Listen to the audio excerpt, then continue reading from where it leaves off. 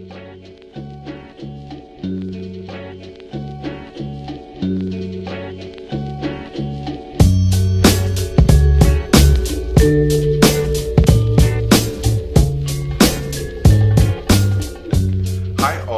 til Olufsen Teknisk Forum, BOTF, som der også står her, BOTF på YouTube.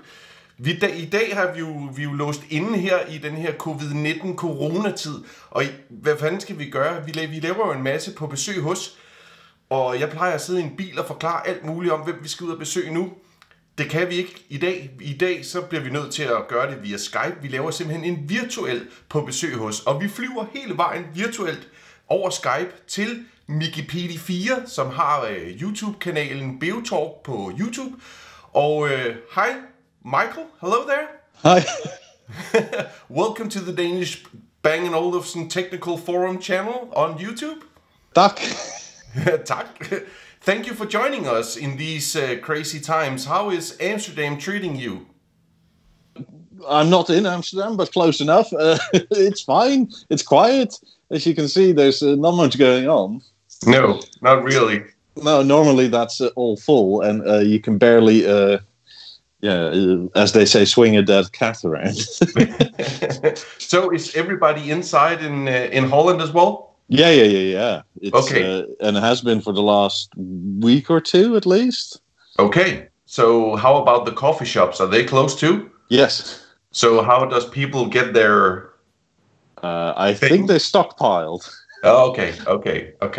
Because there were lines for like where in America you see lines for gun stores. Here you had lines for coffee shops. All right. So you have a YouTube channel. Tell me a little bit about that. I started. Well, it was initially Miki PD4 because there were some people that had Wikipedia already, so I recently changed it since I'm now the biggest one and don't have to use the 4 anymore. And it's Bang & Olufsen centric, although I do other things like computers mostly and or some networking, but mostly computer stuff, as that's sort of my wheelhouse more so. And Bang & Olufsen because it's good stuff, but it more or less started with the annoyance of B&O. Like software and all, we all can relate at some point. Yeah. So what do you do besides YouTube? At the moment, I take care of these cats. Well, there's one there. And their names? That's Bacon. And so that's Bacon, and Winston is over there somewhere, and we'll find him later because he's always the naughty one. All right. Well, welcome to the channel, and let's have a look at your Bang & Olufsen gears. So currently, as you can probably tell, I'm in a bedroom. Yeah. And in the bedrooms and office are fairly sparse. Me have a cat, and he's loud enough generally, and then. There's a BeoPlay M3. Well, it's B&O M3. I don't know if you can see it, but the cat loves this quadrat. So if you have a cat, get the metal grills. Use a top tip. Yes. I don't know what they do with the quadrat stuff, but they love to lick and bite it. So what would happen if you had quadrat on your main speakers? I would never for that reason. So this is like the bedroom area. Then it's a nice view in the bedroom. Yeah, I agree. We have views on both sides. Then this is the office. Again, view. This is like mostly for my girlfriend. At the moment, there's an A1 in here. And I think some people have had it, but if you live in an apartment like us, the reason that's in here and not the M3 anymore is if you don't switch the Bluetooth off, anybody can connect to it. And we've had that several times when she was on calls with like patients or like 2 a.m. in the morning, and all of a sudden you stand straight up in bed. I have tried that too, and I mean my M3 was open for Bluetooth pairing as well, and out of a sudden it was just playing really, really loud. Yeah. And my brother has tried the same with an Essence Mark II. He had set it up and in the living room, and the kids at his neighbor's house was having a party, and then they connected to his stereo and cranked the volume to 100. So, yeah. So, now we're in the hallway. There's no B&O in the hallway. So yeah, how do we go? Put some light on there. The cat moved. So like basic shower and whatnot. And these things, by the way, are my absolute favorite. I have a bunch of them. These are like vases locally. Huh. They're quite enormous. And is it made in the Netherlands? yeah, like I have another one here. This is the loo, fairly standard. Then we have a little one here. It's all the same brand. Then Looks nice. We have another one here and a BeoSound 2 above it. So Eric from the podcast is supposed to send his biogram over, and it's coming, and that's going to go here, so I can listen to some records. So what are you using the BeoSound 2 for? Background music when I don't feel like basically cranking the whole system. Okay. And then you have these ones as well here. Is that a moment? No, it sort of looks like it, but no. And yeah, actually the living room is where most of the main stuff is, really. And there's the other cat. He's just chilling right now. So yeah, this is probably the main view. So you had, before the Harmony, you had the Eclipse, right? Yes. And before the Eclipse? BV10 46. All right. So is that the first Bang & Olufsen TV you had? Sort of, I guess. I grew up with it in the family. Okay. And it technically wasn't mine, I guess, but before that was an Avant 32. All right. But it was like more or less my sole usage. So, and was a good TV as well. Ooh, the 9000. Yeah, that's here too. Wow, that looks really good there. Yeah, I like it. I'm actually thinking of moving it though. So, but that's probably a good comment section. Like, what should I keep it like there? Like my kitchen is like here, or I had two other options. Like the TV is here, and it comes up to, let's say, here roughly. Yeah. I was also thinking of hanging it vertically, and then as soon as the TV pops up, that it's hidden. But when I just play music, the TV is down and it shows. How wide is it? What do you mean? The 9000, wouldn't it be too... The 9000 is narrower than the wooden slats are. Oh, really? Yeah. Huh. Because this is the 77-inch version. So it's quite enormous. And the other option was more or less if a biogram eventually goes here, to have it hang straight above here. Okay. So how is the 9000 connected? It's not at the moment, and that's kind of the issue. So you would use a aux out or something? Yes. All right. So people in the chat, please write to Michael where he should put the 9000. Should it be over the TV, or so it will be behind when the TV comes up, which is actually a pretty crazy and funky idea, or should he move it over to the record player that will be there pretty soon, hopefully, or where should he put it? Write it in the comments. So right now, if I keep it there, I'm thinking like I'll just get a core or something, instead of pulling all these cables around everywhere, and just like join it. So could you use the Could you use a master link to network link converter? I could, but if I just have spit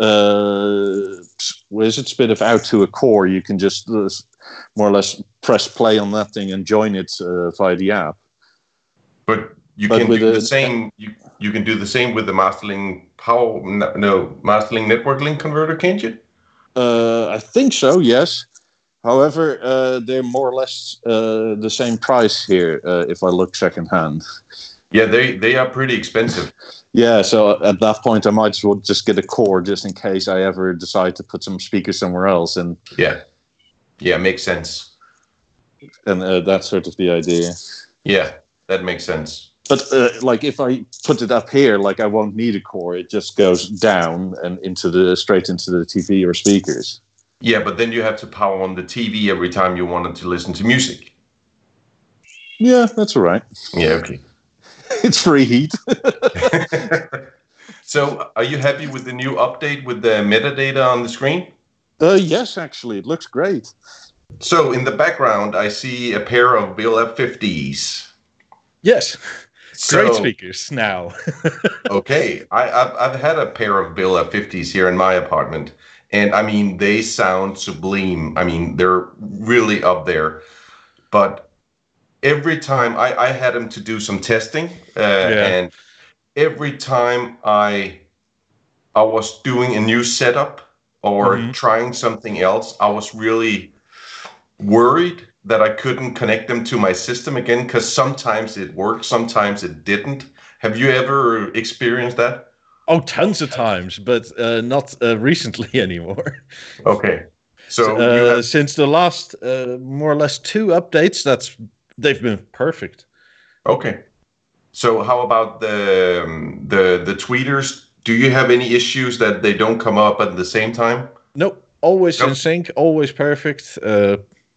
Yeah, they're fine. They're as they're meant to be at the moment. Ooh, a Bang & Olufsen product that just works. Yeah, and they sound actually really, really great. I mean, they work. Nothing's out of phase. It's perfect.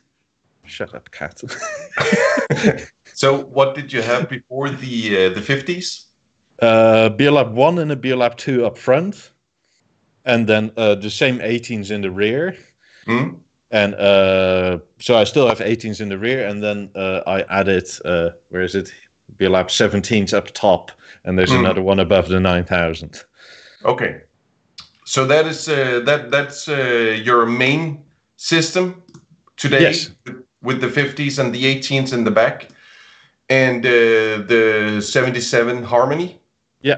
So what is your biggest what you would call it advantages, or how do you describe the upgrade for the Eclipse to the Harmony?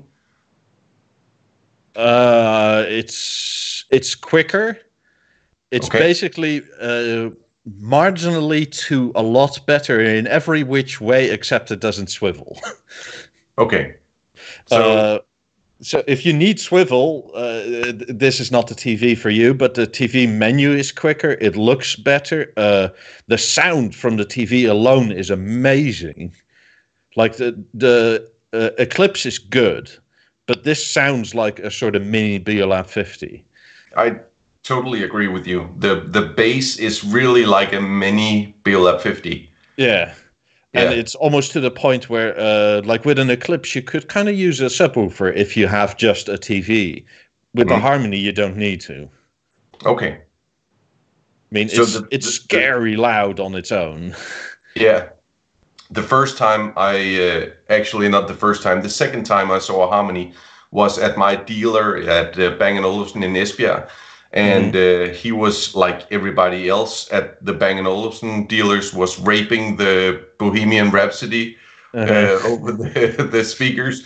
And it was so loud that I was in the other end of the store out using the bathroom. And the whole bathroom just shook. It was crazy loud. Yeah, it's a real upgrade. I still have to upload some videos of my Eclipse. But with the Eclipse, at some point, like, it all starts to rattle a bit. I haven't found that point yet with the harmony. Okay. So how about the 17s over your right ear? I see. Oh, they've been amazing as an addition. Yeah. I always like surround. Like I'm more of a surround person over necessarily stereo per se. I mean, stereo has its place but for what you mostly do, at least I mostly do, is you watch TV, movies, and that sort of thing. Yeah. And 5.1 is good, but 7 point whatever is a lot better. And especially when you have like giants like 50s up front and 18s in the rear, which are nearly 7 meters away.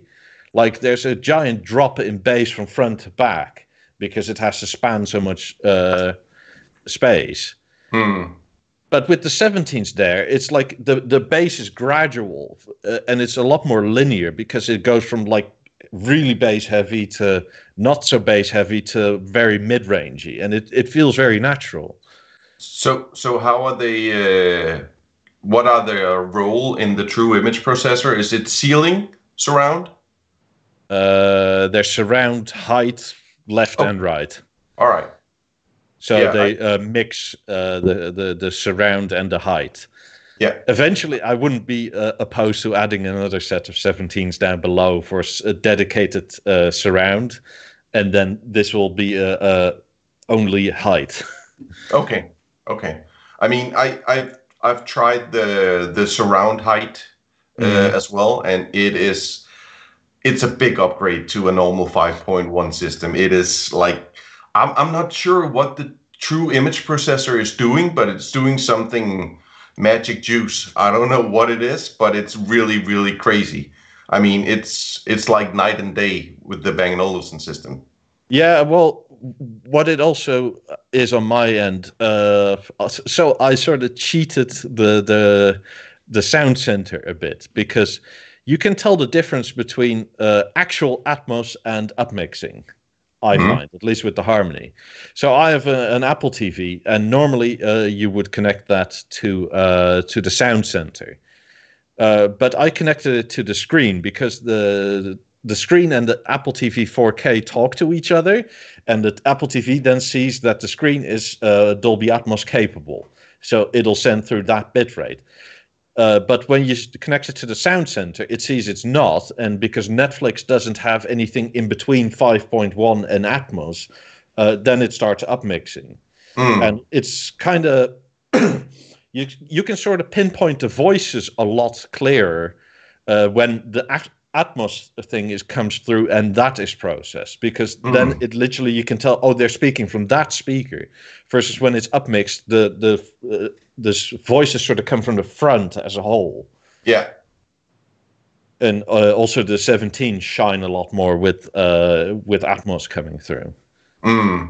So you actually connected your Apple TV directly to the C9 panel, and then yes. Yeah, okay. Yeah, it makes and sense. I don't need a puck cable in that case, because the C9 panel just sees, hey, it's an Apple TV. I know how to control this. Yeah. Even through the Bio Remote 1. Yeah. But that's probably just some CEC communication, I think. Yes, but it's weird that the Atmos line doesn't get through to the panel, yet the remote does go to the sound center, to the screen, to the Apple TV. Yeah. It somehow works, and I'm happy with it, so it's good. Yeah, it is a big thing with the new Apple TV and the harmony. It just works seamlessly. Yeah, and I mean, it is much faster to work around in the Apple TV menus with the CEC compared to the puck cables. Oh yes, I mean, yes. I'm glad I don't have the puck cable, because eventually it'll fall off. That's what I had with my BV10 as well. Yeah. And all of a sudden you're thinking, like, why is it not working? And then you spend like an hour trying to get that little eye in the correct place again. Yeah, I mean, we on the Danish forum, that is a once a week thing where people is asking where is the IR sensor on the Apple TV? I mean, I should probably just do a guide. Do you have an Apple TV 3? It's here. If it's a 4, if it's a 4K, and because it's like a standard thing. Yeah, CEC is great, and if it works this well, I don't mind B&O stepping away from Puck a bit. No. And if it, keep it for legacy products, I guess, but other than that, it's fine. I mean, the big thing about the Puck cables is also that in the old days that you could actually control everything because they just made an RI converter with the and today everything is CEC. So if you buy if you go down and buy the LG C9 TV in your local electronic store, you can use the remote to the Apple TV as well. I mean, it's what Bang & Olufsen was able to do for the past, I don't know, 20, 30 years. And yes. and now it's just gotten caught up a consumer bit. thing. Yeah, as soon as I put the HDMI in, you saw like this bar on the right side with a spinny wheel, and then says Apple TV connected. So it knew. Really? Yeah, it knew what it was. Wow. Yeah. So it actually knew that it was an actual Apple TV. Yes. Wow. All right. Yeah, so it's great. So the BeoSound 2? Yeah, I used to have a BeoSound 1 with Google Home, and you can't say that word too many times. But I personally don't necessarily like being listened to. This is a Mark 1, so I exchanged my BeoSound 1. It was the copper bronze edition, which was lovely though. But it's annoying that you, like in my case, I always felt the need to turn the mic off because I don't necessarily like Google listening to me that much. And so anyway, I had this for review, and in the shop they sort of sound similar because like the space is way too large generally for like a small speaker to test in. And I tested it here and I was like, this actually sounds different and I like it. So I exchanged my old one. Also, the setup with the Mark 1 is so much easier. It's literally, we found your product. What's your network password? Next, done. And with the Google, so I had an issue with my BeoSound 1 where, hold on. I can show it because this is the same way. So these plastic bevels are attached with like 2 pins, or 3 actually, because there's one in the middle. Somehow those pins got broken in my old BeoSound 1. And I don't know why I was testing an M5 and the BeoSound 1 sat next to it, and all of a sudden my BeoSound 1 started rattling. I don't think this is a normal thing. It probably happened way before, and it just something vibrated at the exact right frequency, and something went weird because the M5 tends to jump around a bit. And so I had to send it back, and it was all warranty, and it was fine. But then I got it back, and I had to reset it up, and that took me like 5 tries. Wow. Because the B&O app went all right, and then it sends you to the Google Home app, and then the Google Home app didn't see it in the network yet for some reason. And then you have to refresh it, and it didn't happen. But then the B&O app gets stuck because you're not through the rest of the process in the Google app. Yeah. And it's just like, oh, dear Lord. It took me like half an hour, and this thing took me like under a minute. Yeah. So and it's like, if I ever need to reset anything, I'd rather have this again, the Mark 1 version. Yeah, I actually think that the new Bang & Olufsen app doesn't send you to Google anymore. I think you have to do it on the side that you do the Bang & Olufsen setup first, and then if you want to add it to Google, you can choose to do that afterwards, because they did have some issues with it. Yeah, well, that's an improvement. I hope that. But when was this? Like a month and a bit ago, it wasn't updated to that bit just yet. Sorry, cat. So yeah, I'm still happy with my choice because like the Google Voice is wasted on me anyway. I don't use it. You don't use Google at all? Nope. Okay. Other than literal on my computer or YouTube, if you can call it that. But So you had the BeoSound balance for test not Yes. long ago. How was your experience with that? Good, actually. Hmm? I had it on even the beta software was good because I had it pre-launch, and it just worked. Like, the only thing obviously they couldn't do is like put it in the app, but as soon as you connected an Ethernet cable to it, it showed up in the app. So there are ways, and it just worked fine. It's everything more or less worked straight out of the box, and the sound is incredible. Mm. Like, It's a very, very good speaker. I like the BeoSound too, and dear God, is this thing heavy? But like the balance is a lot heavier and has a lot more power. It arguably doesn't look as good, but at more or less the same price point, you do get a lot more speaker for your money. Yeah, I agree. I mean, I'm personally also not one that uses BeoLink a lot, so I actually didn't even notice that in my review. So if you don't use BeoLink, but you use the BeoSound 2 for easy listening, background music, don't the M3 in the bedroom play along, or do you just play music one place at a time? So quite often when this thing is on, my girlfriend is working over there. So and she has to be on the phone with patients and whatnot. So I can't blast anything. So generally I keep that side off whenever she's working. Whenever she's not working, she tends to be here, and then we fire up the main system and go to like 60 or whatever. So and, it's like, okay, yeah. Yeah, so this is more like a sort of, I don't know, downtime me speaker, and then if we're together, like the whole thing goes on.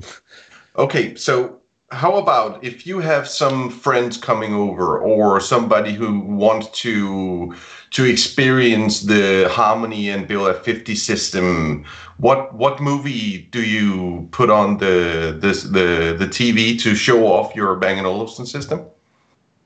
Well, I tricked them first. Mm-hmm. So I first generally let just the TV play. Mm-hmm. And like have it in the stereo mode, because then the center bit of the speaker is a center, and then you have left, right, and since it's 77, it's quite wide, and people think like those speakers, like they literally look and it's like those speakers are quite good on the side, and then you actually go on like 7 point whatever, and it comes up and it's like wow. But there's. The what is it? The Drive to Survive is great. It's a Formula One show on Netflix. Yeah. And also the first Ant-Man. It's Marvel, where he gets shrunken down and he falls into the bathtub and then goes into the disco. Yeah. Yeah. That is an amazing scene. Yes. I totally agree. And if you fear or if you don't know if your speakers are good enough for the room, just crank that. If they break up, they're not big enough, and if your room starts shaking, you're good. Yeah, I totally agree with you. That is it's a crazy movie. I mean, the soundtrack when he shrinks down in the bathtub, it's like, yeah. It's a very good audio test. Also because. I think that's one of the first few like Marvel movies that is like also in Atmos and whatnot. So the bass doesn't stay like there; it sort of goes around you because there's all these sort of Matrix-esque shots. And it's it's a real test of a properly set up system. And for that, even if the movie's not your thing, it's a good test. That's Bacon. I don't know if you can hear him. Yes, we can. He does this on the podcast quite often as well. How does the cats react to loud music? They don't really care. If it's too loud, they just leave and lay in the bedroom or whatever. But weirdly, if it's Pink Floyd, they come back. Really? Yeah, they like Pink Floyd for some reason. Okay. Special cats. Yeah, like the first time I ever turned Pink Floyd on, they were like What's happening here? You saw them like looking all confused all around the house. And ever since then, they like it. Like normally, Winston lays on the couch facing like that way. But with Pink Floyd, he tends to face towards the speaker and just chill with his eyes closed. Huh. Even if it's at like probably 85 dB inside here. Huh. Yeah, I don't know why. Crazy. If you have cats, try Pink Floyd, see what happens. That is a BOTF top tip from here. Yeah. Try Pink Floyd if you have cats. Okay. Yeah. So if you're listening to music, what kind of music do you listen to when you want to test the speakers?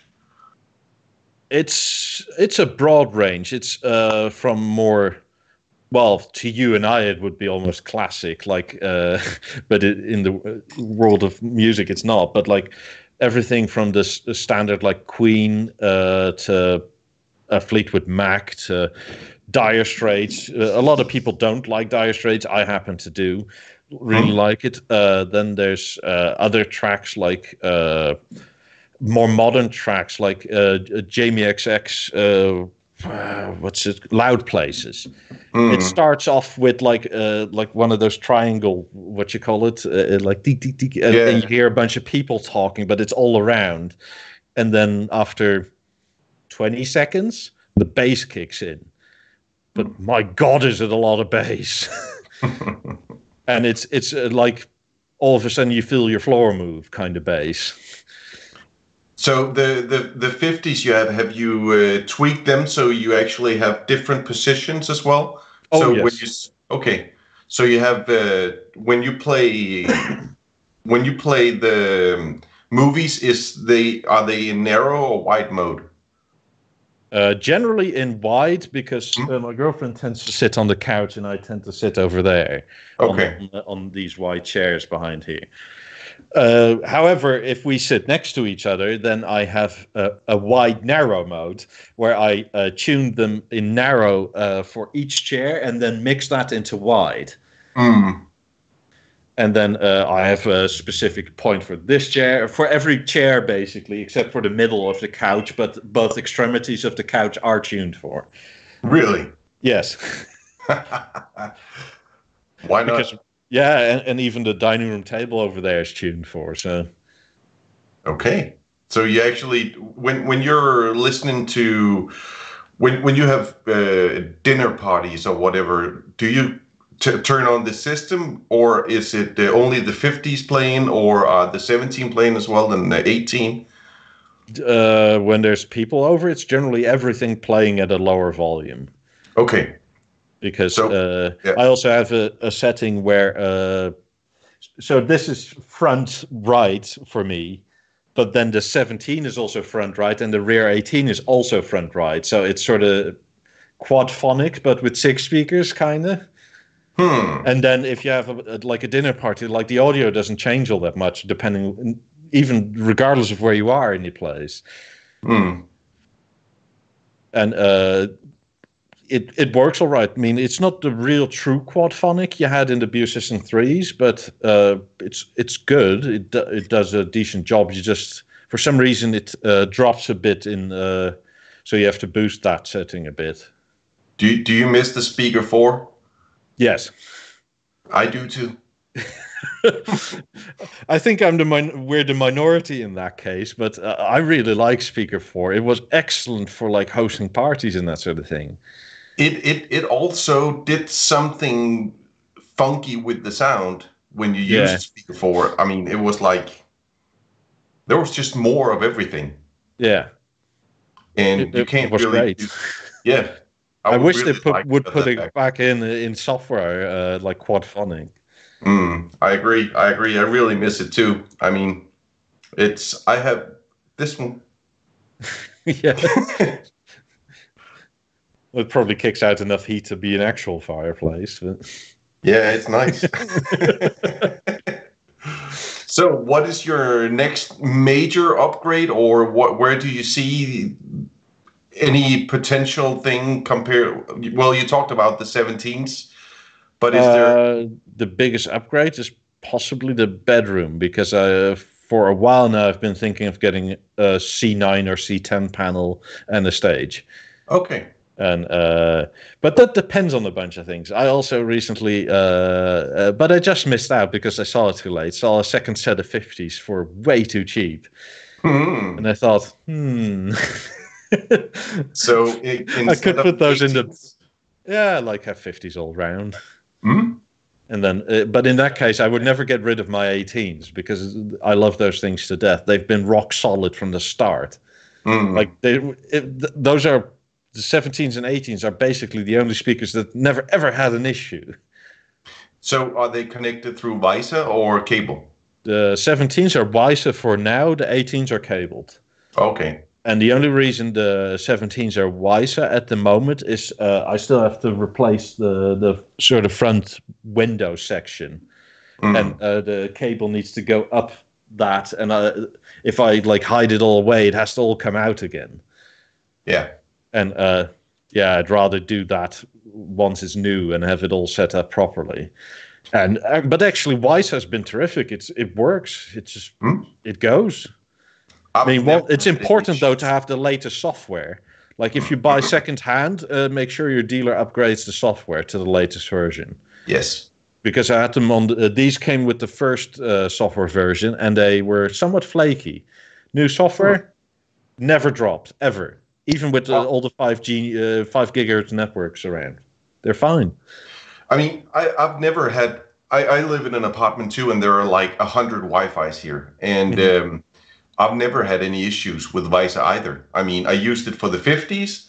I tried it with the receivers, and it just works. I mean, no problem at all. Yeah. So I would recommend Wise. I will just for the sake of it wire them because I have the Ethernet cables already. But that's probably somewhere around this summer I'll wire them. I don't think you could be able to hear any difference in them. No, not those speakers. I don't think so. No. I mean, there is a magnificent difference with the 50s when you use Vise and you use PowerLink. I mean, it's crazy. But I mean, on those speakers, I might, if it was up to me, I would probably just use Vise on the 18s and the 17s. But if you have the cables, use the cables. When I put the floor in, the cable was already. I put the cable in for the 18s because I already had the 18s. The 17s came later, and had I planned for that, I would have put them under the floor. Yeah. Now I have to go all the way around to get to this speaker. Oh yeah. Okay. So that's a long stretch. Yeah, I have the cable for it, but it's not pleasant. It's too far. Yeah, it will take a lot of time. Yeah. Oh well, good stuff to do in summer, or we're locked in anyway. You could do it right now. Yeah. All right, Michael, thank you so much for being here, and thank you for showing us around your system. And you're having your number 100 Bio Talk. I think that will then be the past Sunday, because this will be on Tuesday. But remember to subscribe to Michael's channel. It's Bio Talk, where we usually just talk about Bang & Olufsen for a few hours, and it's a fun show. So link is in the description of the channel. Go and subscribe to Michael's channel. And thank you for being here, Michael. And yeah, you're very welcome. Thanks for having me. Subscribe and like this channel as well. Yeah, everybody, that was about. We're gonna switch to Danish now, because that doesn't make any sense. Alle sammen derude, tak fordi I så med. Det var super fint, at vi kunne lave den her via Skype Corona COVID-19 edition af På Besøg Hos. Husk at subscribe på kanalen hernede og tryk en tommel op. Det vil jeg blive rigtig glad for. Og husk også at subscribe på Mikis kanal over på den anden side af sundet. Og det var alt, hvad jeg havde herfra. Kan I have det rigtig godt derude, til vi ses igen. Hej. See ya. Bye.